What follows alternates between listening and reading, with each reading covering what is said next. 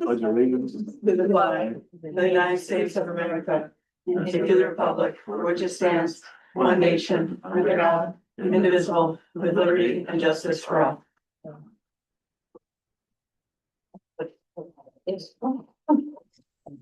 I did just want to state for the record, we do have a quorum with 5 members here tonight because the town of Middlefield is supposed to appoint somebody or have an election actually by August 1st. That hasn't happened, so we are technically operating as a board of 9 right now, so 5 is a quorum. Just didn't want anybody to question that down the road. Thank you. Thank you for coming tonight. I know it's a nice night, but we have some business to do. I have a motion to approve the agenda. So move. Second. Any comments? All in favor? Aye. Now time for public comment. Just come up closer. You can sit at the table or whatever. You stand in front of the line and it picks you up on, that's the microphone on the table. So there's no more standing microphones. So if you stand at the line and face that line, you're all set. There you go. Good evening. My name is Aaliyah Watson and this is Ava Almodovar. We are rising seniors and officers in the class of 2027. We are here tonight to speak about graduation cords and why we believe CRHS should expand the accomplishments that are recognized at graduation. On June 10th, we reached out to Ms. Stone and Ms. Trainer after students learned there was no cord recognizing 200 hours of community service. Many students were disappointed because they had invested significant time serving our community, yet there was no way to recognize that accomplishment at graduation. That led us to ask a bigger question. Are we recognizing all of the ways our students contribute and succeed? One example is music. We recognize students who participate in athletics for 4 years and meet academic requirements. We believe students who dedicate 4 years to music should have a similar opportunity. We know many students who don't play sports, but spend 4 years singing, performing, and playing instruments, and representing our school through music. Their commitment deserves to be recognized too. We researched other local schools, including Southington, Maloney, North Haven, and Old Saybrook. We found that many schools recognize students through cords or sashes for academics, athletics, clubs, service, and other achievements. We understand that CRHS is different, and we are not saying we should simply copy another school. We listened to the concerns raised by our administrators, including cost, fairness, eligibility, and managing the number of recognitions. That is why we propose reasonable standards. A music cord could require 4 years of participation and a 3.5 GPA, similar to athletic recognition, while a community service cord would require 200 verified hours. We propose 2 academic cords, honors with distinction and honors, to recognize strong academic achievement, dedication, and consistent effort. This is also about equity, giving students meaningful opportunities to have significant commitment, achievement, responsibility, and service recognized, even when those accomplishments look different. We are not asking for every student to receive the same recognition. We are asking that students who demonstrate significant commitment, achievement, responsibility, and service have an equal opportunity to be recognized. We also want to make sure that cost does not prevent a student from receiving a recognition they have earned. Class council has already started discussing ways to address this, and we are continuing to work on the details we can while we seek approval. We are not asking the board to approve a perfect system tonight. We are asking for the opportunity to work with our administrators and student leaders to create a system that is fair, meaningful, and inclusive. This is not about taking recognition away from athletics or adding cords just to have more cords. It's about recognizing the different ways our students contribute to our school and community. We believe this reflects the core ethical values that our school encourages in its students. Responsibility is demonstrated through service and commitment. Respect and kindness are demonstrated when students support others and contribute to our school and community. Honesty is reflected in meeting clear and verified standards. Recognizing these accomplishments is a way to celebrate students who are putting those values into action. Whether a student spends 4 years on a field, on a stage, in a classroom, or serving their community, their commitment matters. We believe graduation should celebrate those accomplishments. We respectfully ask the board to support continuing this conversation and allow us to work together toward a fair graduation recognition system. Thank you for your time and allowing us to speak on behalf of the class of 2027. Thank you. You're both on the class council, correct? Yes, we are. Yeah. Are you sticking around? Yes. Okay, because can we ask questions when we get to the agenda item? Okay. Any other public comment? Irene? I always have comments. I'll wait. Okay, If there's anybody online interested in public comment, please raise your hand.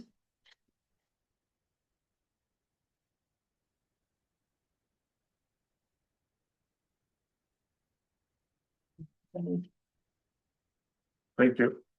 Thank you all. Thank you for Excuse me, I wonder if we should just do a roll call because we're not all of us are here. Do we have someone online? Yeah, Tim, Tim, yeah. Yeah, we usually do a roll call. We should do that, just at the building committee normally. yeah. Yeah, we're fine. Yeah, we're okay. Can I have a motion to approve the Board of Finance, Board of Education minutes from July 8th? So moved. A second, I'll second. any comments on it? All in favor? Aye. Aye. I'll abstain because I wasn't here. Abstention. Superintendent's report. Thanks. I'm just going to highlight a few things from my report. First, I wanted to make sure that as we're getting to August and getting ready to open school again, we have a really big thank you to all of our summer and 12-month employees who have worked really hard in the months that school isn't in session. So especially our facilities team, central office staff, the leadership team, our school secretaries, and the technology team work diligently over the summer to make sure that we close out one year and start the next smoothly. So thank you to all of them. We had a really successful extended school year program for identified students with a total of 72 students attending. So that was a great opportunity to work with them and help them achieve their goals over the summer. I thought you might like the picture of our leadership team activity that I put in the board report. I don't know if anybody wants to make a comment. Oh, no, I on the did see it. okay, making it was Now probably we the have, best activity. we have all the secrets Yes. for lime and apple pie now, so, Yes. that can be given at a cost, but no, it was a great day. We really, Yeah. we had a great day. Not everyone enjoyed the blueberries, I think. It was nice. It was really nice to do I did that one summer, my friend. team building activity, but also to learn about Lyman, learn about one of our community, gems and learn about the business and their history and everything. It was really great. I did want to say a thank you and a so long farewell to Mrs. Deb Murray, who has moved on to another district. As you already know, Mrs. Durkin is going to be taking over as principal of the Brewster School. And we have interviews next week for a one-year interim position for an assistant principal at Strong to replace her position. In terms of digital wellness, I just wanted to let you know you're going to be hearing a lot more about digital wellness from our team. The 3 areas that we're going to be focusing on this full year are AI for learning, use of social media, and screen time. So we've already started planning how those things are going to come into our work this year. I did have the pleasure of attending the Bridging the Gap conference with Jenny Lucier at the end of July. This is a library media specialist conference that specializes in bridging high school libraries to higher education. And I will just say, no, my shameful plug is that it became even more apparent through that 7-hour day how much we need a full-time library media specialist here. In terms of finance, I was hoping that tonight I would have an update for you on the building permit fee issue. Unfortunately, I do not. Middlefield was scheduled to vote on a settlement agreement from the July 23rd court date, and it did not go to a discussion or a vote at their meeting. They have scheduled another meeting for this Monday morning, so we are hopeful to reach a resolution. I also did want to say that recently, the first selectman in Middlefield sent out a letter that does contain misinformation, I will say. And if anybody is interested in learning more about the facts, probably the easiest way to do it is to read the court filing. Everything in the court filing is public and online, and you can go straight to that to see all the factual information about the case. Anyway, I hope on Monday that we do have a resolution. In terms of the renovation project, we are, as you always get your other reports, but I did want to say during our convocation this year, which is August 24th, for the furniture, fixtures and equipment portion of the project, which is our phase 4. We're planning on setting up a demo day with furniture for the new elementary school. It's going to be set up here in the library. So if any board members are interested in coming in and if you're coming in for convocation, that's the easiest thing anyway. But if you're interested in coming in to see what the furniture options will look like for Three Oaks Memorial School, you are welcome to do that. And we would love your feedback and your input. We issued a tennis court request for information because there's been a lot of concern and questions about the tennis courts here at CRHS. And we have a meeting scheduled dedicated to tennis courts and getting more information about what to do about them on August 28th with the building committee. So that's also in progress. The policies will be coming forward to you, and I don't need to say anything else about that. We do have a retreat part 2 that we need to schedule. Originally, Jack Reynolds and Mary Broderick said they were available either September 2nd or September 30th. They are now not available September 30th. So I was going to check everybody's availability to do about a 2-hour retreat with dinner, the same way we did part 1 on September 2nd. So we can decide that a little bit later with the chair update, but that's the only data that they have available coming up. And other than that, I really want to thank the bench warmers. The bench warmers have had a couple of really significant contributions recently. They have purchased some more very comfortable chairs for the gym here at the high school. And they have also added a beautiful fresh coat of Blue Devil blue paint on the girls softball dugout structure. So if you haven't seen that, I would, drive by and take a look. They did a really nice job. And that's it for me. I don't know if you have any questions. Thank you.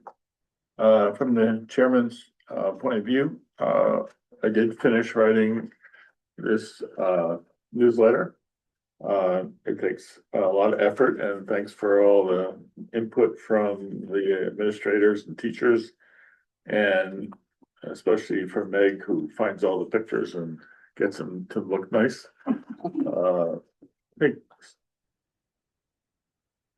I think Leah, you're in here somewhere. Anyway, there's more copies here if you like. And but thank you for all. And there'll be a postcard that goes out to all the residents of the town. I don't know if it's been sent yet, but anyway, these will be available at the libraries, at the community center, or they are online. And hopefully people will get to read them. And like we did last time, everybody will get a postcard, at least a postcard with a QR code and letting everybody know that it's available. Yeah. Those should be on their way. I know it's long and somewhat hard to read sometimes, but I usually have to force my children to read it. The little quiz afterwards. Yeah. I don't force the grandkids, just the parents. I like to, one of our issues this year is obviously is building the new Three Oaks Memorial School. And that is a huge job for everybody here. Endless hours from Kim and Sydney go into this, in addition to the building committee and the board members on the building committee. It takes a huge amount of time. And one of the people that we think is deserving of great recognition is Kim. And we have a little letter. Yes, I shall stand because it deserves such distinction.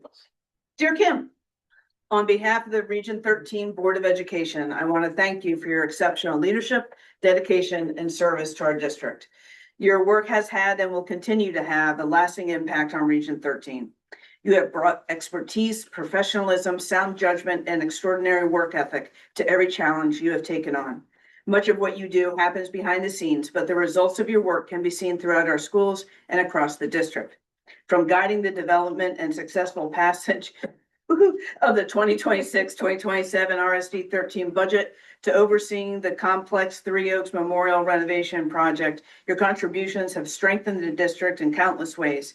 Through careful financial planning, clear communication, and skillful navigation of state requirements, you secured substantial reimbursement for the renovation while helping the board and community understand the importance and continued investment in our schools. The lasting benefits of your work will continue to serve Region 13 for many years to come. Most importantly, you have approached your work with integrity and an unwavering commitment to the students, staff, families, and communities of Region 13. You have consistently understood that the numbers, budget, and projects are ultimately about supporting the people who learn and work in our schools. Thank you for your continued leadership and steadfast commitment to Region 13. Your expertise, dedication, and collaborative approach make you an invaluable member of our district leadership team. We appreciate all that you do and look forward to continuing to work together as we build on the strong foundation you have helped create for Region 13. With sincere appreciation, Robert Moore, Chair, Regional District 13.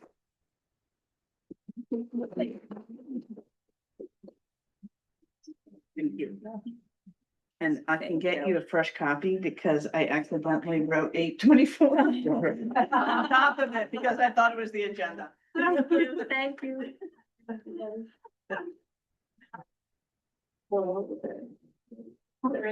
Unexpected.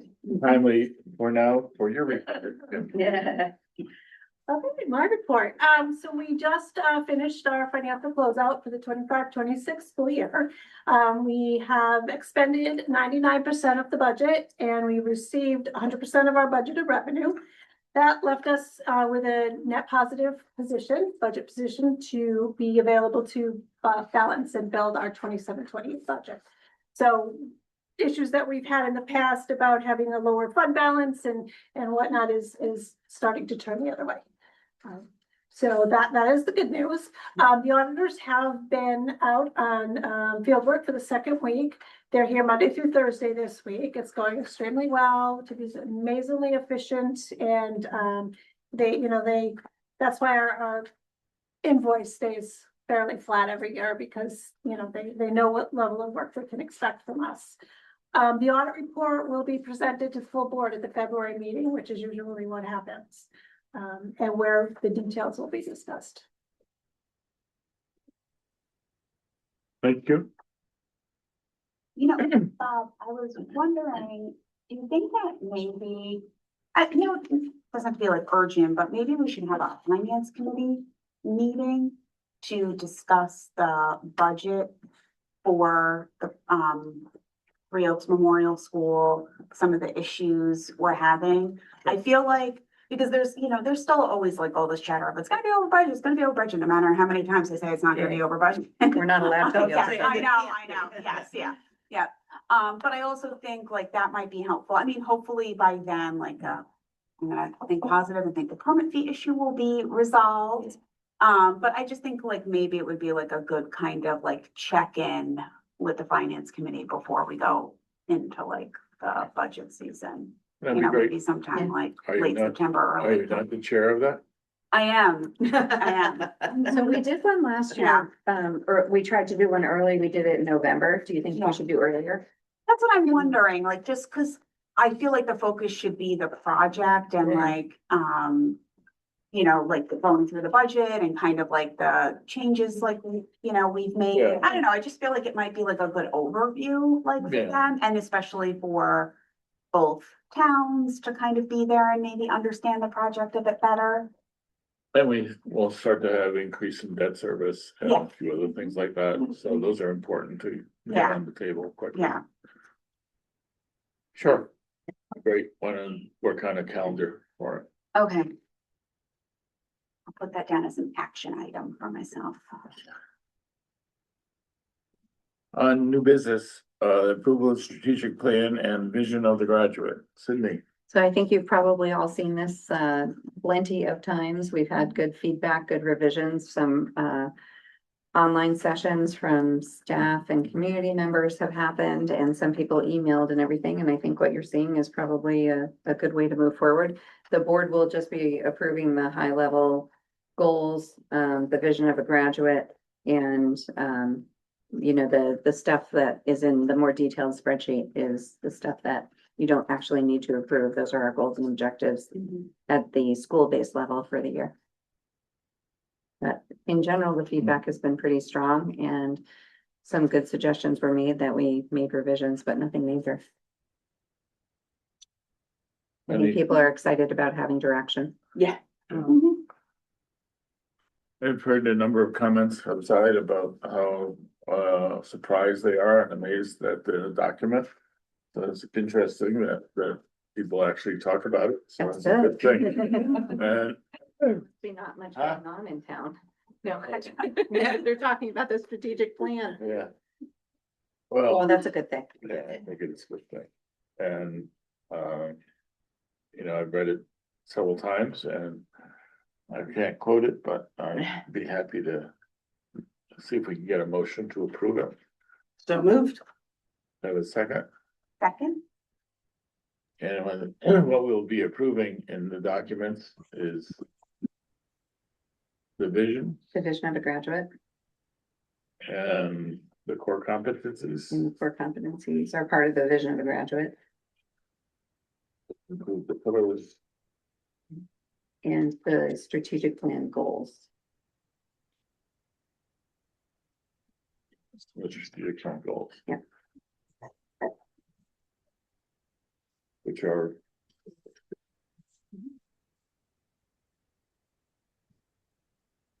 I only have one paper copy, but if somebody in the audience would like it, I can share it. Is it posted? It's all online. It's all online. If you just, there's a strategic plan No. page, it's all there.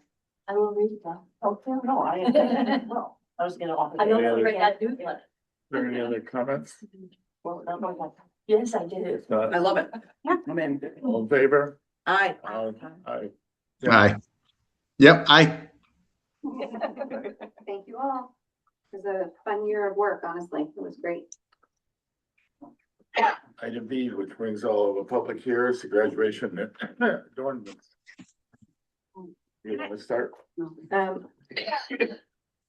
We have a document that went in as some recommendations, in terms of making sure that we're balancing it being sort of like not formal, but like enough of a formal ceremony, right? That we have some parameters, and also being able to start to, I mean, I think it's a good conversation to have. It's a great way to say we do need to have something outlined about what is worn or what isn't worn. I know that this was my first graduation at CRHS this year, and there were students who we had to ask them to remove several things before they went across the stage. So this is a good proactive move for next year. What we're recommending is that there are adornments that are limited to the following recognition. And this is our first go at it, so it could morph, obviously. For National Honor Society, French Honor Society, Spanish Honor Society, scholar athletes who've successfully completed 12 athletic seasons, which is a CIAC, and students who have committed to military service. What I would recommend is if we add something like service learning, or if we add music, that it should be connected to something. It should be connected to a state or a national level thing. So I started to look into, you know, I think Katie, you said there's a Tri-M. So Tri-M exists, but we do not have it at Cognichog. Okay, so we would have to like join Tri-M and Yeah, then we look could do further that into kind of that, honor. So I don't think there's any opposition to looking at things like community service or music, but we don't want to just randomly bring things in. We want them to connected to some like larger standards. I do want to say that, we do allow something that a lot of high schools don't, which is we allow the mortar board to be decorated, you know, personally, and a lot of schools don't allow that. So that is a way that students can have some individual representation. I also want to say that one thing in the strategic plan, while we don't know how we are going to do it, is that I am not a big believer in community service counting of hours. So while I think doing over 200 hours is fantastic, and that could be something that maybe students do through, there is a congressional medal program that has 3 other components, but community service is one of them. One of the things in the strategic plan is to move away from having somebody have a checklist and check off hours. What we want to do is we want to move towards service learning. where it's connected to courses, classes at the high school, or where it's connected to community work and community projects, and where we can make sure that all students participate. So I just want that idea to be out there before we go down a road of saying we're doing something very specific for hours. Generally, the feeling and the research is that hours are not as meaningful as doing service learning. And then the other issue that came up was, allowing, cultural kind of adornments and everything. And I'm gonna turn this over to Deb and Katie, but one of the concerns that I have about that, and again, we're not saying no, but one of the concerns that I have is who's the gatekeeper of that? Who decides what's cultural and what isn't cultural? If somebody's wearing something, could be an area that we really need to have some definitions around. And I'll turn it over to Principal Stone and. Sure, so just a couple of things. Those are the things that have historically been allowed. I actually reached out to Brian Falcone today just to triple check. 2014 on, those are the things that have been allowed. There never were volunteer boards from. There were not. Still not to our knowledge. Yeah. no. Right, and so one of the things we did find, even this year, there were some mystery courts. I know what they are, but they were not given out by us per any standard. And that's another reason why I thought it was important to bring some of this to you, because I think even staff needs to understand, right? Like, because you came to my class doesn't mean you get a cord at graduation. And I think the ladies would agree with me, like you don't just show up at a class and get a cord, like. I loved what you guys said today. I really respect what you guys read. I think when the other four came, because you guys didn't come to the meeting, it had a little different feel, and I think it's morphed in the 3 weeks that, I've been in touch with you. And so we have been working closely together. I have to say that the 6 officers have been great. I think they listened and heard and did their own research, and I really appreciate that, because there was a lot of other things that they were looking maybe to be on that list, right? So I think that, graduation is celebrating graduating from a high school. Some of these other things that we talk about have their own ceremonies. So even though the scholar athlete is one of the things we recognize at graduation, if you were all state or if you were all shoreline, that is recognized at a sports banquet, and you get your medal and you get, all the things. The uniform look of graduation to me is very important. I want to make sure that the children are recognized for graduating from high school. If you took those same credentials and went to Portland High School, you would still graduate, you get the same piece of paper. Those are the things that are important to me. I completely understand what they've said, but I did also, have a long discussion with Katie and Dr. Leggett that, we can't, where's the line and who's the gatekeeper? When they show up, if their mortar boards haven't broken any school rules or don't offend anyone, then we're okay with them. We don't meticulously check each one. But I also don't want to run it. It's such a wonderful day and such a wonderful afternoon. You guys have all been there because you've come and seen the kids in the cafeteria. I certainly don't want an issue that day to come up and Katie and I'd have to make a decision. Does this cross the line? Has this offended somebody? Is this really cultural? I feel kind of strongly about that piece. If there's a way to do it, I'm happy to look into it. That would be it. Anything you want to add? No, I think you summarized it perfectly. We were also concerned, like some of the students I saw, that we did have to have things, it was a little Mardi Gras look, almost like Yeah, they're just sure. keeping things on and on and on. And we want to make sure that there is, for some students, this is their graduation ceremony. They might not be graduating from a college in the future. This is it, and it needs to be very respectful. And I think kind of elevating it to having some parameters around this is going to be important. And there are things, as you saw this year, that, even though we try to control, there were a couple of kids that did some things that I wasn't particularly, I know you weren't either particularly happy with, but they were disrespectful in the sense that it ruined the ceremony, and we did it. I mean, I spoke to a majority of the kids, just before the ceremony. I mean, a couple of kids had every single medal that they've ever won in a sporting event. you know, different things that they bought that they want to wear, and I just said, no, I said it, like, we need to have some parameters, and we didn't have those, so we didn't tell them in advance, so yeah, I can't blame them for trying to individualize themselves to the point that they don't even want to zip up sometimes, and I think, Bob, you'll remember that one year I had to walk down, like, I left and I walked back down the thing, and I was like, zip up your gown, like, zip it up, and I'm like, oh, do I have to, it's hot.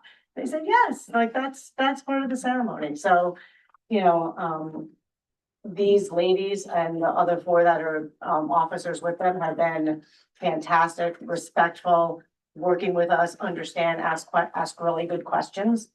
And so I really like what you said at the end, you know, even if we have to bring it back to you, Dr. Leggett, and say, I like that they wanna, and they've always wanted to work with us to come up with some solutions to this thing. And you're excellent public speakers. Yeah, yes, by the way, job. both of them. So I'm really proud of them. I didn't even know they were gonna be here. I like the idea, I like your suggestion that we discuss this together further. And, perhaps we can get, a forum after school starts in September to bring this forward where some of the people on the board and the students and you guys can talk about, what it should be, what it looks like. I think it's important to have the student voice in here. This is your graduation. This is 12 years or 13 years of your work. It should be recognized, and you should have a role in what it looks like. And so I was really pleased with your recommendation. I know Linda has Oh, yeah. things to say. No surprise, right? It's gonna be a little random, cause I just wrote all over this piece of paper. So number one, I think in the discussion has to center around the idea, it seems as though the words adornment and recognition are being used interchangeably, and they're not, right? And so if it's about recognition, that's one thing, but if it's about adornment, that's broader. I also, the statement does contradict itself, right? It says something about being earned through established school sponsored programs, and then says, oh, or students who have committed to military service. Those aren't the same thing. So again, I think some of it the thinking of it has to be looking at adornment versus recognition. And don't get me wrong, I want to recognize the people who are going into the service. We all the valedictorian when she was here, right? Oh, yes. Right, yeah, so, but what I'm saying is, if there's a rule, if we're gonna make a rule, the rule should be consistent. Check. One of the things, Sydney mentioned the word, it is a formal ceremony, and to me, that's the gown. Right, I mean, kids are wearing shorts, kids are doing look, I wore a skirt to graduate, I'm in a skirt to graduation, you'd never know. Right, and so to me, the uniformity and the formality is in the gown. That's an opinion. I also don't believe dress codes are inherently inequitable. They don't allow for people, the whole point of them is for people to blend in, but that's not the society we live in anymore. Right, we value people's various identities.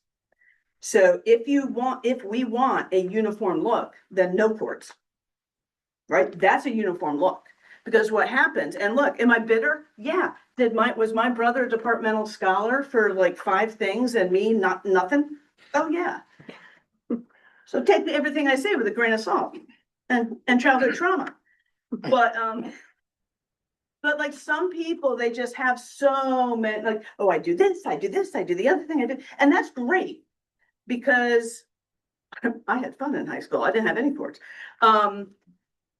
People, if we want to recognize them, we need to recognize the fact that music, 100%, right? If we're going to recognize athletes. I was a band kid. I had 12 music credits when I graduated.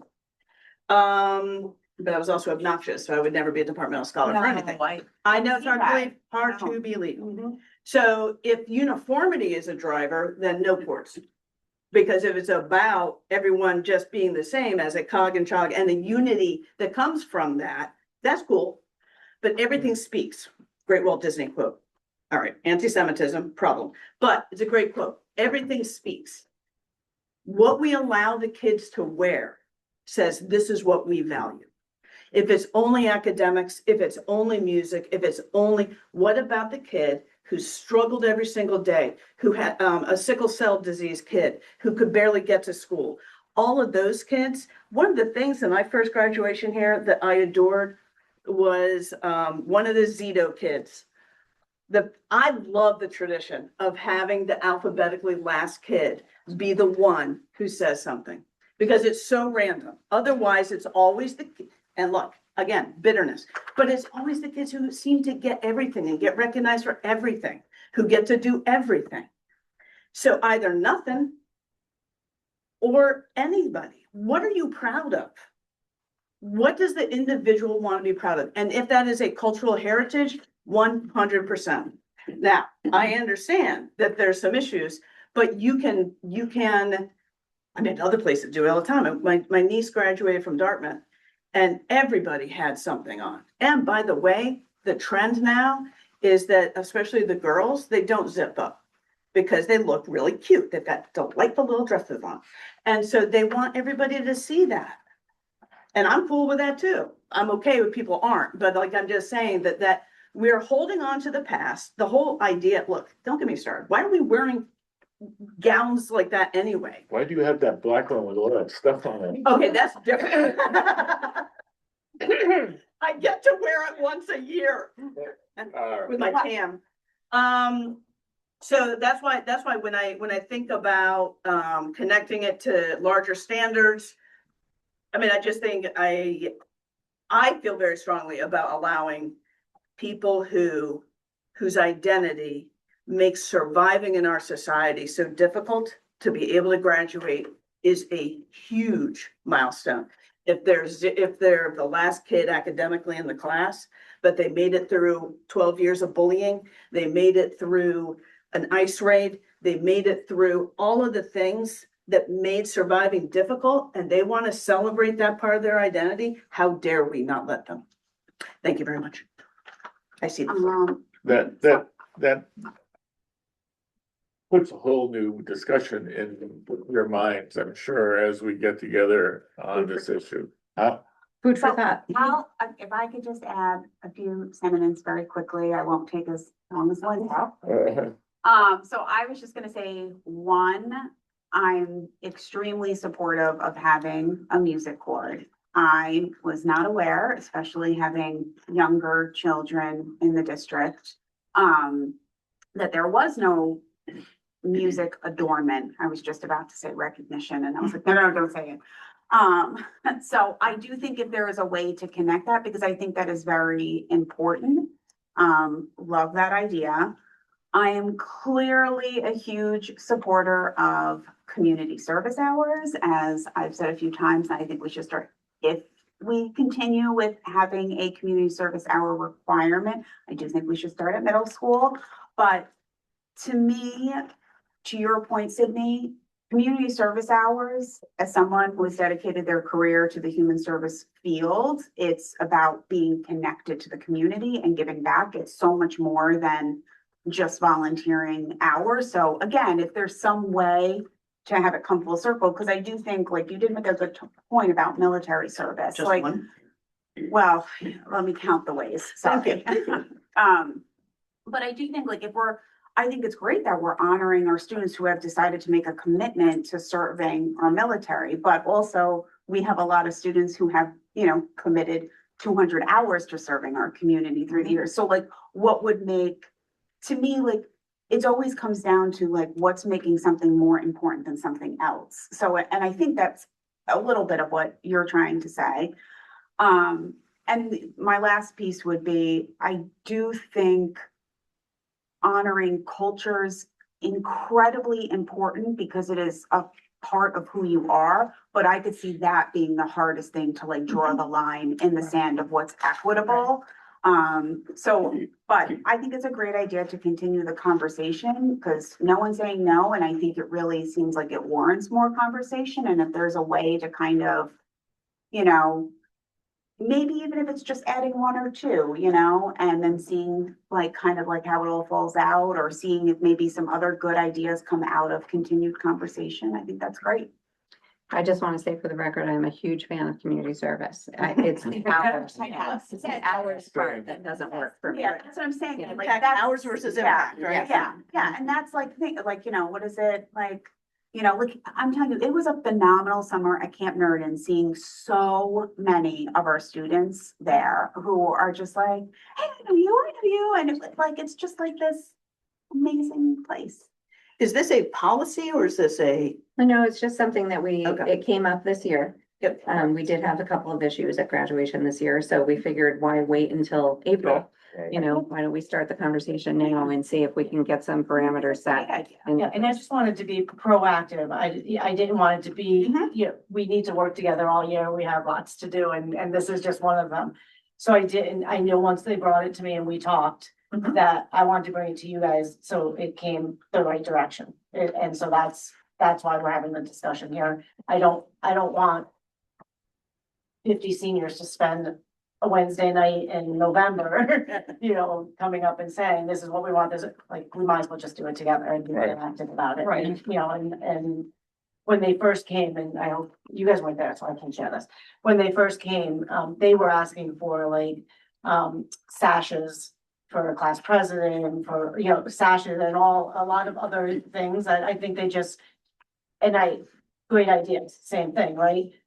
But that adds a whole nother level, like, because we do let the valedictorian, if they had a sash, but they speak, you know, the salutatorian speak. So there were other things on the list and they understood when we spoke, but, we're not against anything. We just wanted to be very proactive and bring it out in the open to begin with. Right. Tim has Thank his you. hand up. Oh, hi, Tom.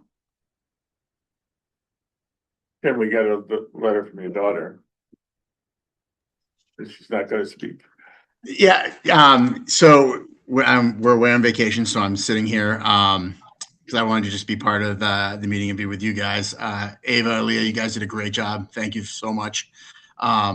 You know, I love to hear the conversation. I'm glad it is a conversation. I think it's one that needs to continue a little bit and really put some thought into this because, you know, high school graduation is an important milestone for a number of students for a number of different reasons.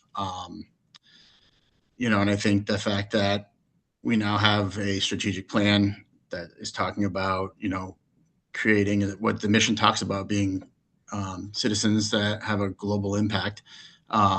You know, part of that can be seen in students and the number of hours that they do for community service or just their community service alone, whether it's through service learning or the amount of hours that they put in. You know, you want it to be inclusive so that we're recognizing all students. But I think it's something we definitely need to put some thought into and have some real discussion about. And so, you know, I love that it's on the agenda tonight, and I think it's something that we need to revisit and look at. And I know graduation seems far away, but it's going to come quick. You know, and tonight's only the first night that it's sitting on the agenda. I'm sure it's going to be there again, and I'm sure we're going to have discussions about it again as well. Is there similar guidance at Vinyl?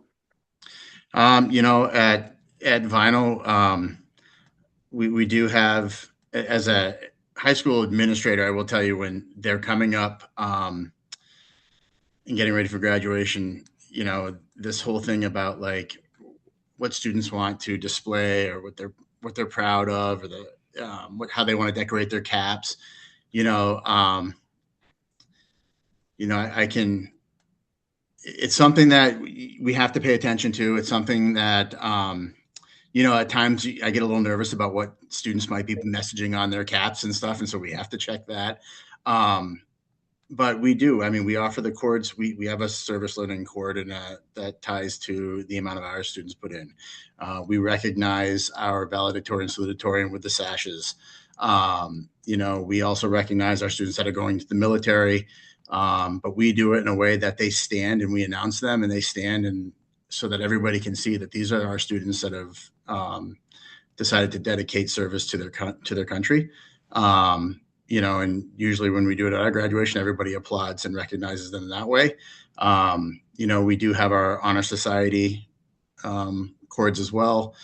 We do it for class officers as well. So, and we do that with, they have a sash that they wear. And usually what they do is they participate in the ceremony with us. So, I mean, I think it's something, if you look at a number of schools, they're all going to do something maybe a little bit unique for each school.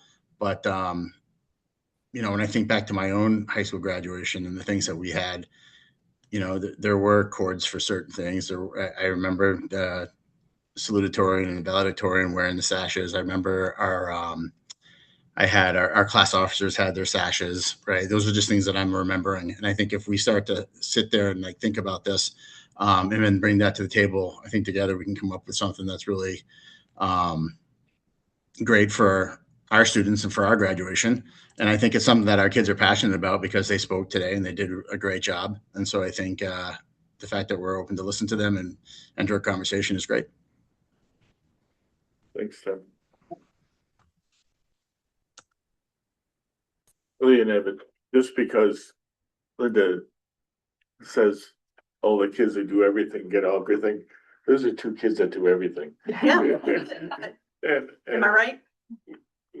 Yeah, yeah, and that doesn't mean you don't deserve it, right. right? And that's, yeah, but thank you for saying that, because that's not at all what I mean. It's like, Yeah. you deserve the recognition that you get, but I deserve recognition for my sense of humor, quite frankly. Yeah, but you didn't have it in high school. Well, I've had this sense of humor since I was 3. That's why I got suspended all the time.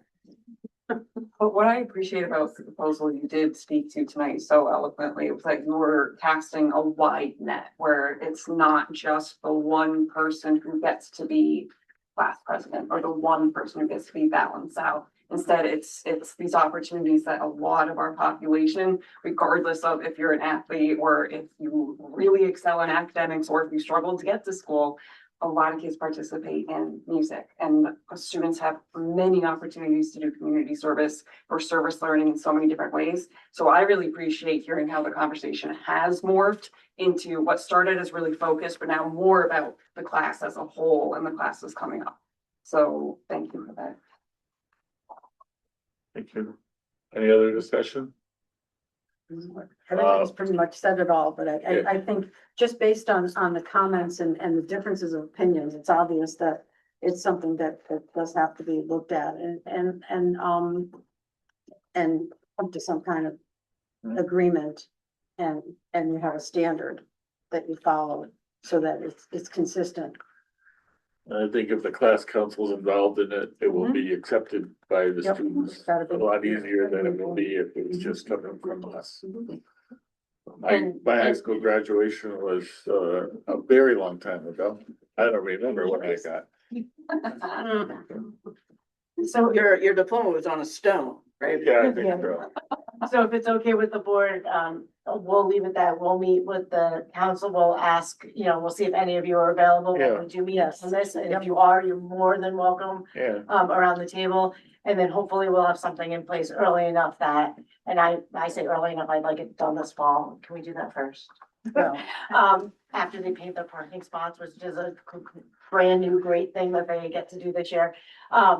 That we'll be back here before Christmas with some sort of idea of what this standard will look like. Great. Your input.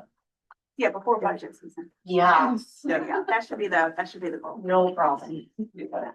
thank you. Thank you all for Thank coming. you. Yeah, thank you. Escape, you. save yourself. Yeah. So, The next item is school-based clinician. So the board had talked during budget season about the potential of charging some of our mental health providers who come into the schools rent to see if it could help with some of our budget information. I really wanted to find what would be considered some kind of an industry standard to see about what we are getting in terms of, we would call them free services for students because it goes through the family's insurance. So the formula that I found from Harvard University School of Education by Nate Levinson says the best way to calculate it is for you look at free services per 1,000 students is a formula of the approximate value of services from the partners minus the cost to the district times 1,000, and then you divide it by the total enrollment of the school. So, and this is online in case anybody wants to see the whole formula. So the goal would be to have enough services being provided for free over $100,000. So currently, Region 13 is at $68,807. So I think part of that, we could easily get over the 100,000 if we could find a provider who could do more at the high school. We have 5 days at the middle school, and our provider at the high school is only able to do 1 day. If we could increase those days at the high school, which I think would be our goal, we would hit that $100,000 mark and then maybe even go up from there. If we, the only, Kim, of course, did amazing research on what the rates would be if we charged a commercial rate, which we probably wouldn't, but if we looked at a commercial rate to charge our providers, we could potentially bring in $30,000 in rental fees to the district. Just in discussions with the leadership team, looking at the incredible benefit of the mental health services provided to our students that we wouldn't otherwise be able to provide. Our recommendation is to not charge rental fees to these agencies, but to work on bringing in more free providers to get us over that $100,000 threshold. So can I? No, go ahead. Yeah, so, lucky for all of you, I have probably placed well over 100 school-based clinicians in various different For our high school? districts. Yeah, so I could easily fund you one for our school. Excellent. But so while I think the formula is great, that's not where I was kind of going. I would just say in all of those schools and all of those districts, I have never been told it's free. I've always had to pay overhead, very minimal, like, like we basically, each, basically office that we occupy. I mean, it's free rent, essentially what we're offering here for them. So like, I don't know, maybe it's like, $1,000 like a month or something. I mean, they are using like electricity, they're using Wi-Fi, we all don't get to like, live for free, or where we work, it's not free. So, and their goal is that they want like the minimal fees. So obviously the fees that they're charging, that are going through insurance, covers the cost of a clinician and then some. So Root Center is the high school one. Mhm. They made over $10 million last year. Mhm. Okay, CHC brought in 181 million. If they have a problem with us charging rent, then that's not the community agency that I would want here, like serving the kids. I have no problem calling either one of their CFOs and saying, as the treasurer, you're gonna be charged now, because like you've been getting away with this. Like, I mean, that's I don't not. understand the system. So how's this So work? so a lot of community agencies will provide a clinically trained school-based clinician. They have, different specialized trainings that basically they'll have an office out here and that they're offering clinical sessions. Sometimes they do groups and different things depending on like the district and the school, but I'd not imagine in this size district. And that with parents' consent, they will pull a child out of class to do like one-on-one therapeutic sessions so that they don't need to go like after school, because obviously that's very tricky for parents. And they just simply charge the parents' insurance. So there's no money that we're paying for that service. And in turn, we are not charging them anything. So they are walking away with all of the money that they're earning. The organization, The the agency that organization. sent them. Yeah, so it's CHC and Root Center. The benefit to us is that the kids are able to get the Yes. mental health Right. services during the day. So And what it if, should be in what- every school district. I'm a huge supporter, like literally every school should. so how do students get access to that service? So they'll be referred, and then once they're referred, the agency will make contact with the parents. They'll go Yeah. through the insurance. Yes, usually by our staff, By any and staff. sometimes by DM. No. Always counselor. Family. Does DMYFS ever refer? So, it's happened, and at least in the middle school, I could say it goes out to the parents saying like, if you want to, if your child's struggling with, whatever, you have this opportunity here and you can do it. It doesn't have to come from the staff members, at least at the middle school. And if I the know, family just doesn't do. have insurance, or they like it, If they don't have insurance, then I can at least vouch for CHC, since they're an FQHC, they have to have a sliding fee scale that I would assume that they would be offering to families. I don't know. That's one of the companies. That's Yeah, the I one. mean, if anyone has to pay out of pocket for anything, No. I think we should charge rent. Like if there's any kid who doesn't have access to the system and to then all we're doing is making it easier for the agency. You know what I mean? Like Yeah. if a student who, what if a student who doesn't get a referral, but is clearly in crisis, right? And goes and talks to their math teacher. Well, if they're in crisis, I would assume that they would call 211. Well, I mean, crisis looks different, right? Yes. You know, so if not, if, to me, it's, wow, I am on a roll. To me, if anyone ever has to pay out of pocket, it's capitalism and we charge rent. If it is accessible to anyone at any time, No. regardless. No, it's not. And It's not accessible to like anyone at any time, No. like, because the parents would have to like. Right, so that's consent. why I mean, they should pay rent. Then they should, They should. if be someone's collecting money on it, off of our kids, But it's one provider, not a multitude of providers. we have one at the middle school and we have one for one day at the high school. So I'll tell you what the Yeah, concern is. yeah.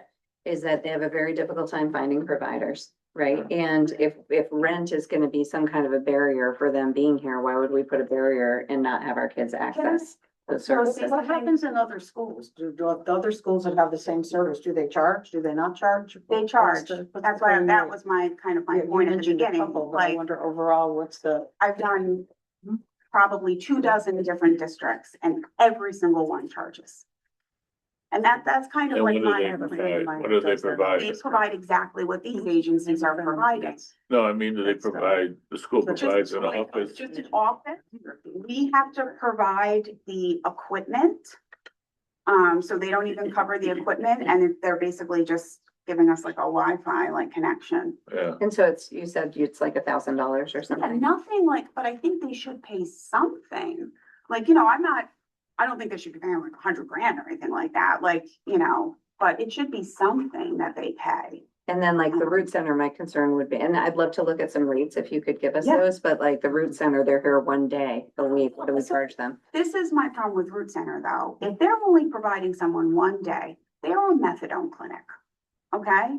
They do not have a school-based program.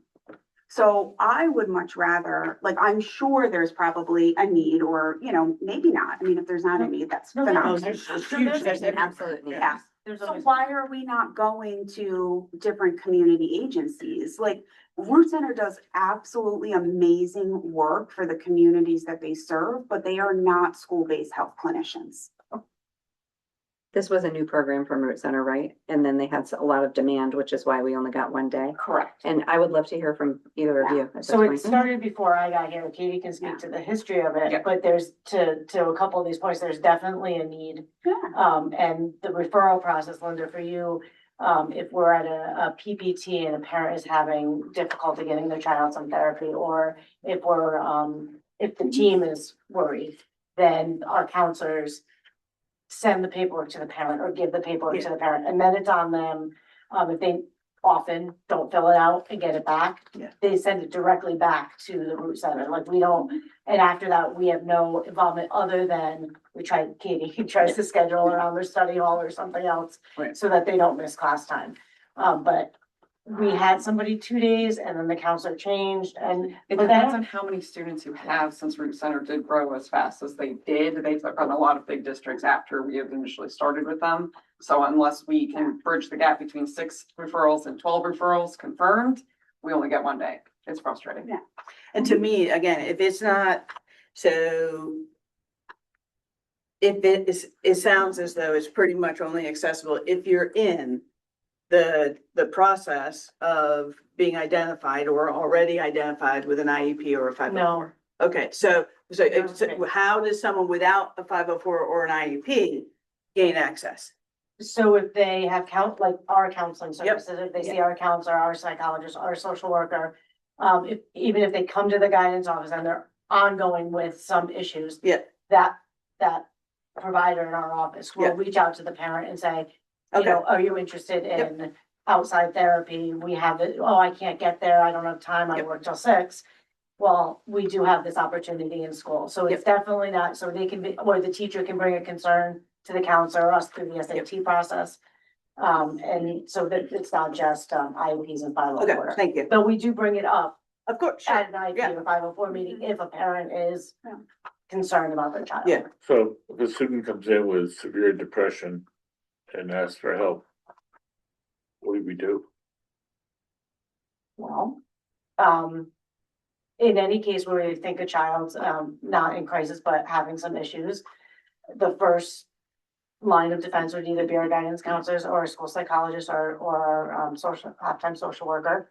If they're, we have all the tools to take care of them in that office. Well, we And can't then the say parent, then Monday. the count, well, Huh? right, 211. Is and then there's we a real call crisis, we call 211. or in between that, if it wasn't a 211 call, our counselors will call the parent and say, this happened today. I mean, we don't keep that from them unless the kid really, if they think there's a big need, my counselors in that office are great about contacting parents to make sure kids are safe. And if the student is 18, That's, I mean, we we don't have that we many, don't have to but, contact, we don't contact the parent, right? No, we would. no, we still can. Still do. We still can. And with a program And a- like Root Center, a student can refer themselves. Once they're 18. And so that was you probably just answered my question. Can a parent initiate the referral, or does it have to be from the school? No, Yeah, but at least I couldn't vouch for it at the middle school. Yeah. Right.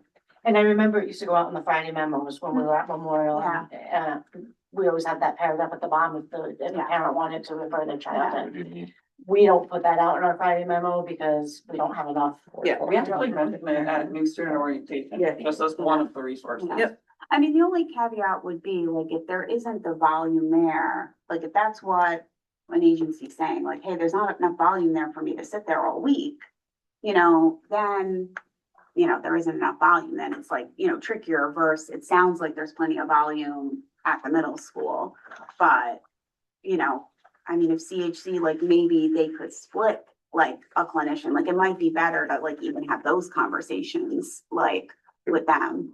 About splitting. Like which one? splitting like a clinician, like it might be, if CHC is providing a full-time clinician for the middle school, Strong. maybe they could provide a second, like, part-time clinician, because they have a very large school-based program. That's like, pretty good. They are like one of the bigger FQs, Who's like in that? the state, CHC. That's who does the middle school, right? I'm pretty sure. The Yes. Middletown one, right? Yeah. SBH. Yeah, CHC, Community Health Center. They call it school-based. Yeah, we call it SBH. Do we have That's what any they information all call on it. the SBH. number of actions by the clinician? We have a record of how many Like appointments or appointments or whatever. students served? They can fit between 6 to 7 students in the one day because they try to keep it at 1 hour appointments. Mhm. It really is flux throughout the school year of students who come in and out. And do you think there's more in need than one day a week? Depends. Depends on the time of year and the student population we have.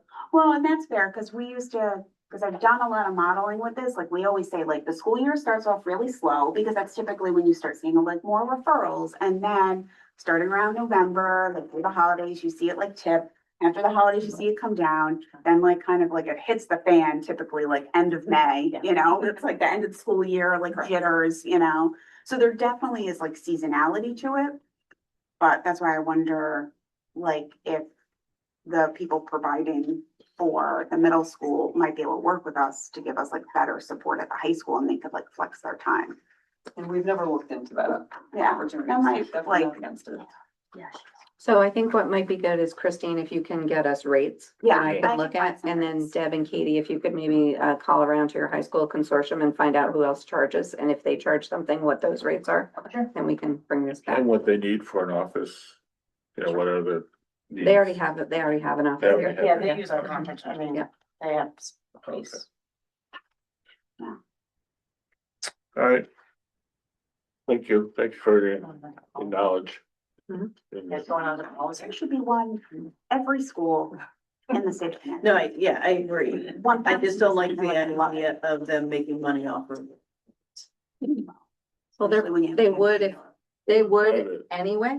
They would anyway. It's just that what we're doing is To make it providing the easy, yeah. convenience and the access for students, especially for families who can't get them to a clinic appointment. So if we weren't doing this, I Yeah, some think of them kids wouldn't would get get any. They wouldn't do it. Oh, yeah. as many sure. services and they're gonna make the money that they're making anyway. I mean, I just have to say, like, I think it's fine to look into it, but I'm wondering if like, if it's $1,000, is that all worth it? Right, yeah, no, Well, and I just feel like it's, hey, if it's two different places, like that might amount to like $30,000 more that we didn't have. And then you know what? That just pays for a bunch of cords that kids want, you know? There we go. I just solved both problems tonight. Yeah. So you're saying 1,000 a month? Yeah, oh, yeah, 1,000 a month, yeah. So like, that's, like, it could go towards something of like, oh, like, who needs new uniforms this year? Or I'll say 8th grade basketball team. Well, it would have to go Um, into the general fund, right? right. Yeah, And I- no, yeah. So, but maybe, you know, it's money you didn't have yesterday. Mhm. Yeah, 1,000 a month feels prohibitive to me. Like, that's $10,000, like, I'd be like Sydney said, I'd be like, I can do this someplace else. Like, I agree, so what I would like a system where some is pro bono, you don't pay rent. But 15-20% needs to be pro bono for kids who don't have insurance. Oh, okay. Yeah, that's what you're saying. They Yeah. can process Medicaid for that, can't they? For students who are like direct cert. So Yeah. it'll be interesting to see what other districts around us Yeah. do. Because I think those are the two major names you hear, so it'll be interesting to see. And I bet you some don't have any. Right. I bet you some don't have any, especially at the high school level. But again, totally worth it for the families that can't get transportation after school or have been looking for months and haven't been able to find someone who has spaces available. Though to your point, to have someone there more often, we do have kids that access the guidance office on a daily basis for conversations and which if we could get them to see the school-based clinician, then that frees up Yeah. my guidance department to, you know, Yeah, do. senior application, those things, Actually, do scheduling, Yeah. do the guidance things, Yeah. but yeah.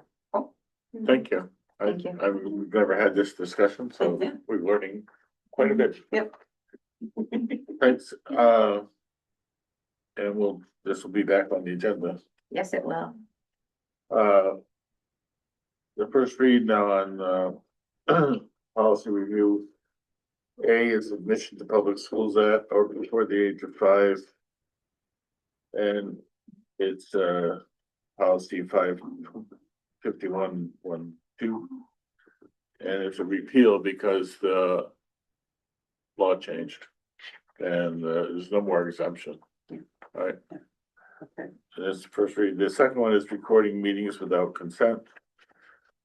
And is there any comments on that? Yeah, I think we do. Huh? Maybe.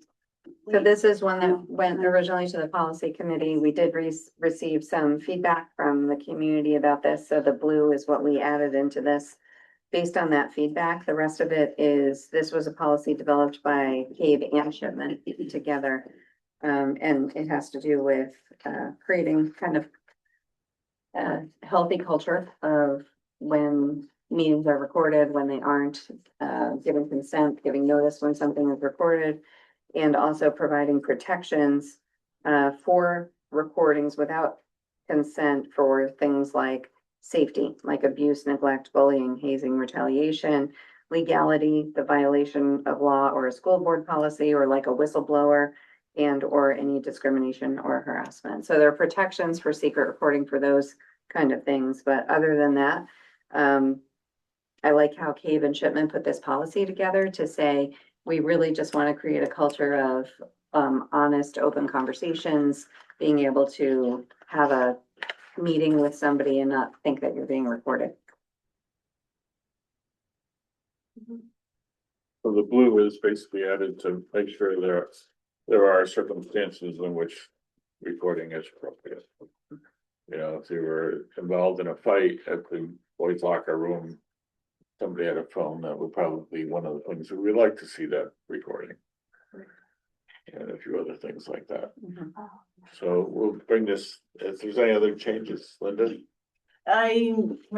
This is the first read. Yes. Yeah, I trust Shipman and, I mean, I have questions, but not right now. And I trust Shipman and Cade more than my brain right now. It's not often they do a policy together. Right? I know, they're usually fairly competitive. Yeah. Okay, then I'm gonna bring that back next month. The next issue is, the second read.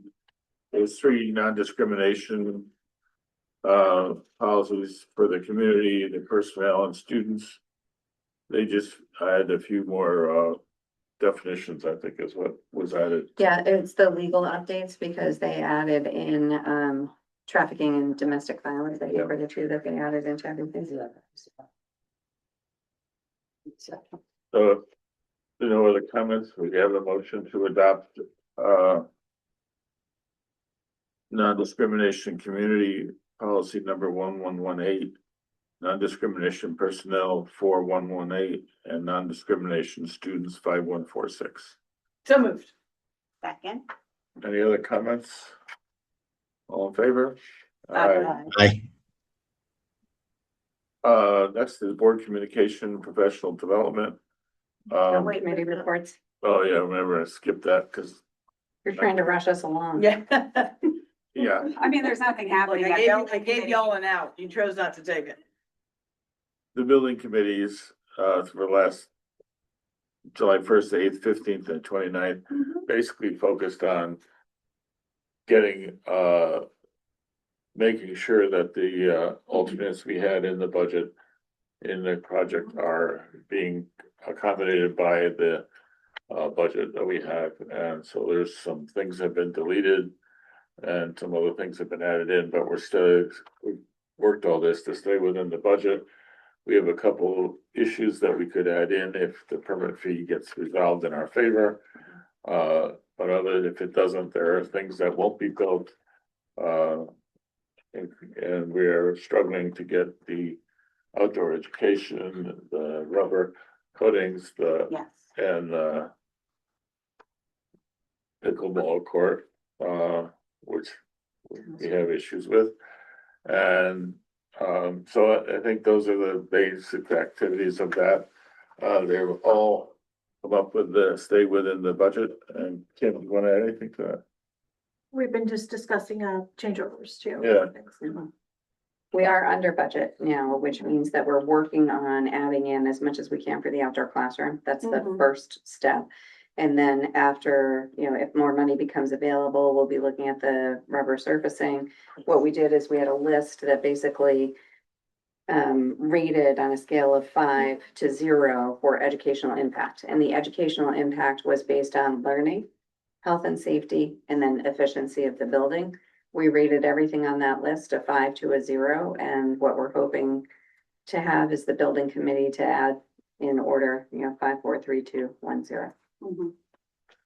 The outdoor education for the general public is in the courtyard that's gonna be established when we close off the 2 U-shaped area with the new building. So there'll be a courtyard in the middle, and we've got a nice plan for that courtyard for outdoor education inside that court. There's access to it by 2 doors. Two classrooms. Yeah. Like 2 class spaces. Yeah, Yeah. under a tent. So we worked hard to get that within the skills so we can get it built. And but again, the permit fee thing we get that money or a portion of it back will be very helpful in making sure those things get done. And I think it's worth it to just mention again what Sydney said in her report, that there were a lot of inaccuracies in the statement that went out from the town of Middlefield, and that we would encourage everyone to look at the public filing. So, because that's where a lot of the facts are. I'm literally just saying verbatim what she said, just again, because I think it's very important. With a Long Island accent, it's nice. Oh, no, really? A little bit. I will told say you that you were that the first paragraph of the letter, I will note, states that the Region 13 expects Middlefield to pay all costs and like foot the bill for everything. That has never been the case. ever. So I will clear that up, is that that has never, ever been anything that the district has requested. And I think, well, just going off that for like 1 second, I think it's very important to also note that we've never had an issue paying for fair permit fees. Right.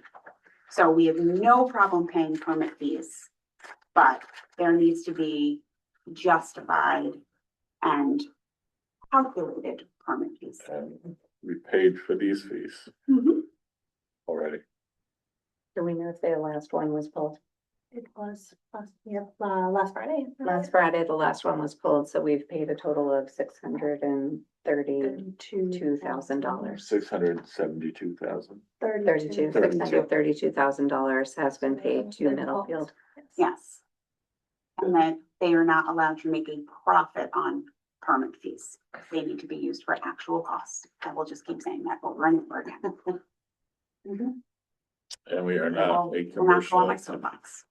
we're not a commercial activity. No. Any other comments on the building committees? There's also a number of invoices that have been approved, but those all come back to the board, so. Board communications, we've had actually 3 different letters. We have been pretty quiet this Yeah. summer, but we have a letter I've done it. from Yeah. Riviennes and Janet Almodovar. Yeah. Say that again. Almodovar. I can't say that. And Suchi, Rebecca Suchi, all related to the, importance of community service related to the adornments and recognitions. Anything else? I have a few things under this category, if you don't mind. Yeah, All right, one is everybody available on September 2nd to do that second part of the retreat? it's a Wednesday night. Of course, it's a Wednesday night. I would have to be on Zoom. Do Can I you want me to ask them to push into October? I was also gonna just maybe address the elephant in the room of like, if we're doing a retreat, it would be really great if we could talk to our other board members about coming to the retreat and meetings in general. I do think that is fair to say. I will Well, that'd be- reach out myself. Well, that's the second thing on my list in Okay. number 10. No, I'm It's a glad great that you brought segue. it up. Because I wanted in this one under board communications to recommend that the board send a letter to Middlefield about the fact Yes. that they needed to appoint a member or elect a member by August 1st, and that hasn't happened. I think that, I mean, I've communicated to them about that, but I think at this point, a letter needs to Yes. officially come from the board. It's in the law, so. Yes, it is. And then, I also think, I think you've already written Durham about the 2 Durham reps who don't come, but I don't know if you want to write a letter, but right now, I've written to them, but I haven't written to the Republican Town Committee. Yeah. I can. I think something should be in writing about the Middlefield rep, because that's just a non-existent rep, which actually affects what we're supposed to have on the board. And then, And they stated at public meeting that they were planning on waiting until the next town letter, town hall newsletter goes out to recruit, which means the meeting wouldn't, the person wouldn't be appointed until. Oh, Well, I that's not one of the numerous newsletters that have come out. That's Yes, different? yeah, Oh, yeah, okay, yeah, sorry. but this is Okay. the regularly scheduled Yeah. one, yeah. so I notified the first selectman of the law and the August 1st date, and that in lieu of waiting for an election, he has an obligation to appoint somebody. Just to let you know, but I think something needs to come to from the board at this point. Yeah. And then, I'll write that. the 9/2, should I just say no for September 2nd at this point, or? I can do it if everyone can do it. I just Yeah, selfishly for Costa Rica the next day, so. Tim, you're a yes for the Yeah. second? Okay. Yeah, second works for me.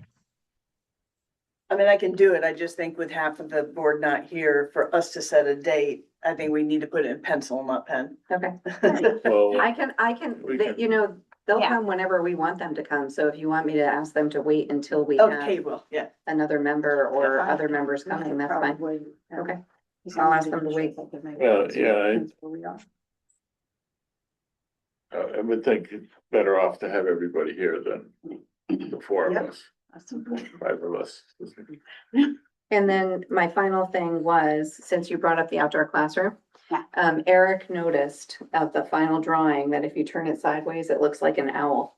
Nice. So he gosh, thought, would really? this be a perfect start for the possibility of the discussion of a mascot? Ah, And I know that that's I have on to the do school that naming too. committee for the mascot. as long as it's sitting in an oak.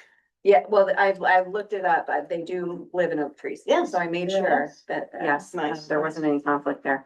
Um, And then, I'm gonna write that down to just maybe, and I'll also maybe moving up finance committee, I'll try to put Yeah. a naming committee meeting on the calendar for Yeah. like September-ish or something. Yeah. but I mean, I was so happy that Eric sent that, but it also, we are working on the makerspace grant that we got for the school. And part of designing the makerspace is like, just, they do a custom design around what the school colors and mascot are. Mm. So the sooner that we can decide what the mascot's gonna be, we can start Okay. designing a makerspace. Okay, Okay, no pressure. I know, I was like, geez, I did meet, a little girl who will be a kindergartner next year. And I was like, oh my gosh, you're gonna be like one of the first kindergartners in the new school. It was really cute. That's exciting. And I pictured her with her little acorn hat. They're coming. That's- They're coming. Yeah. And Nick has his three. And my grandfather. And your Yeah. Oh my gosh. Oh, They're so cute when they're that little. Then they grow up. All right, any other public comment? Come on, Come on. Well, I sat here this long. I don't have to walk up there, right? no, No. you have to talk louder. Since this is on any topic at the end, so, and it did come up during the meeting, so just a couple of comments about the building permit fee. As a Durham resident, I find this whole, discussion very distressing, very, inequitable here between the two towns. I find the, lack of cooperation between the two towns, like a crack in the foundation of RSD 13 and against the spirit of a regional district. So I find that very distressing. You know, I don't see an easy, I've heard discussions that Middlefield wants to break off from RSD 13, and I find that also mind-boggling and very difficult to unwind. I do know from my day job that, if you paid for a third party, building review, you're double paying. I also, I know this isn't a back and forth with the board, but, I really would just love to understand where the state of Connecticut is falling on this issue in our state delegation, that worked to get additional funding into RFD 13. And if you've discussed this with, the senator and our representatives, there was a very bad state scandal, not that long ago, that people are going to prison over. And I'm not really, sure that the state of Connecticut should not be brought up to speed. And, you know, if you have done that, great. I'm just throwing this out there because I know this is not a back and forth. But, people are going to go to prison for misuse of state funding.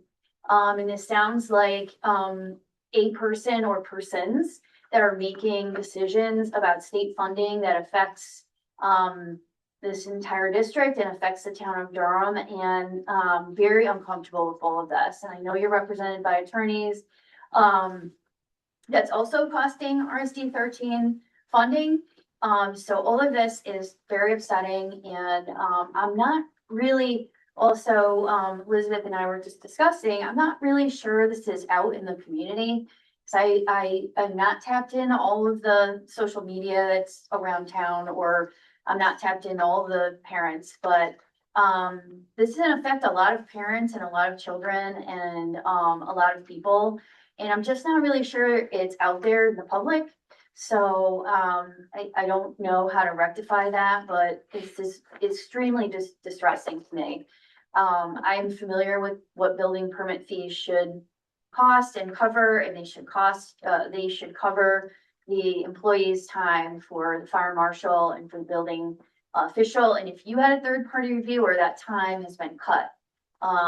Schools are very difficult to build, like I am not taking that away. They're very complicated. They almost always involve a third-party reviewer. But that is because the staff of the municipality usually cannot handle that. So you are paying twice for, what you really are entitled to see those hours. And what it is costing the town of Middlefield. And as a resident of Durham, it's really very upsetting, really upsetting. Just for, I'm gonna end that.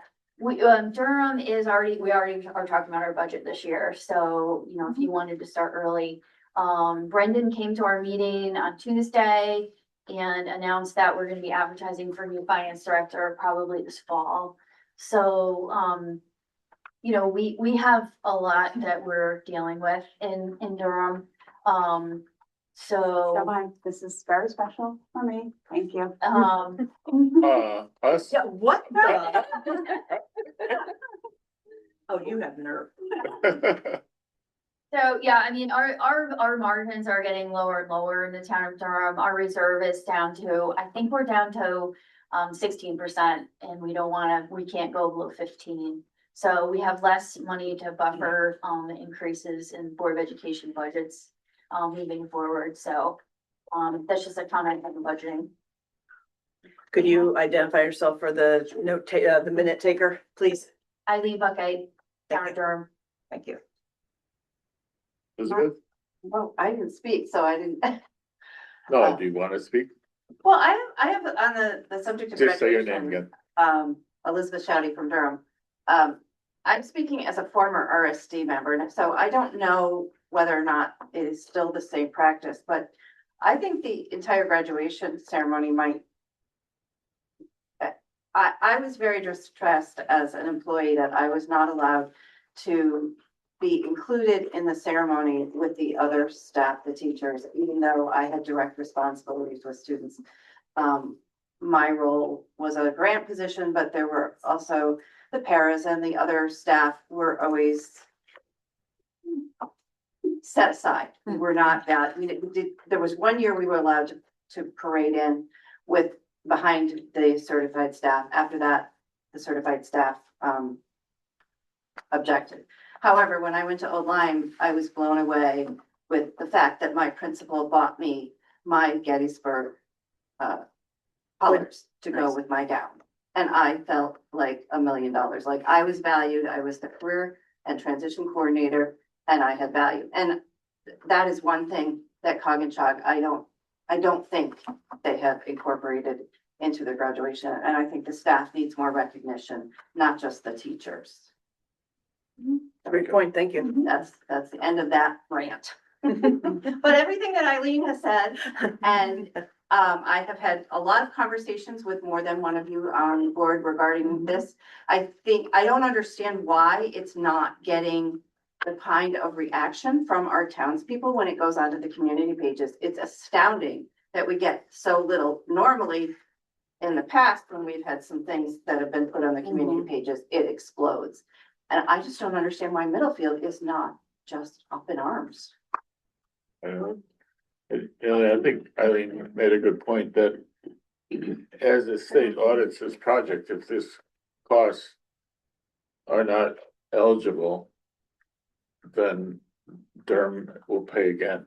Right. Both But, sound and then good, also, isn't it a Democrat that's supposed to be put on the Middlefield board right now, the board for the board position?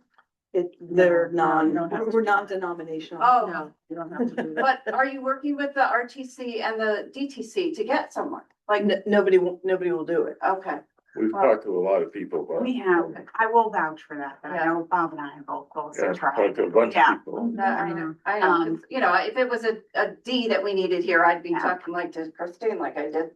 Yeah. If you, like, anyone, which, any town resident, so it doesn't have to be by political party. Okay, And right. it's in theory not supposed to be.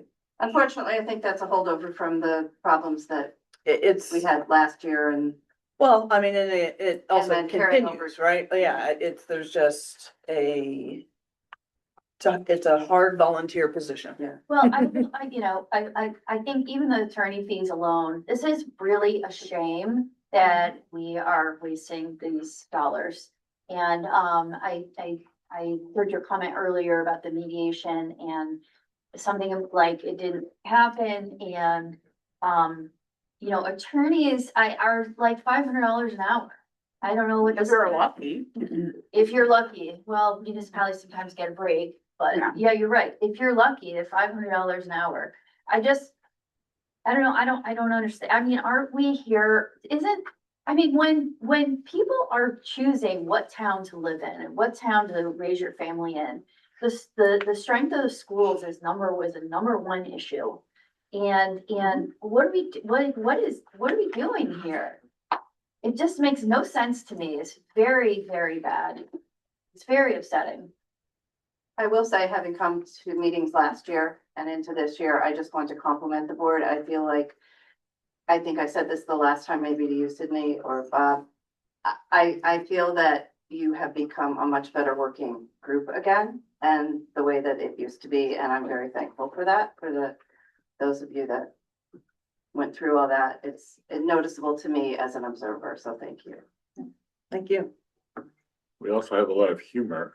Oh, yeah, it's all I right also here. appreciate the data that you put together. Except about the that's building kind of like- permit fee Yeah. issue. There's, What about I have over no there? humor in that. Well, No. any other comments online? No. Nothing. Have a Motion to adjourn. So moved. Second. All in favor? Aye. Aye. Aye. Thanks, Tim. Thanks. Have Tim. fun on your No, absolutely. How's your Enjoy foot? vacation. The leg Sorry. Yeah. is no better than it was. No. No, I had surgery on it a few weeks ago. So Oh, they no. reattached everything, got it all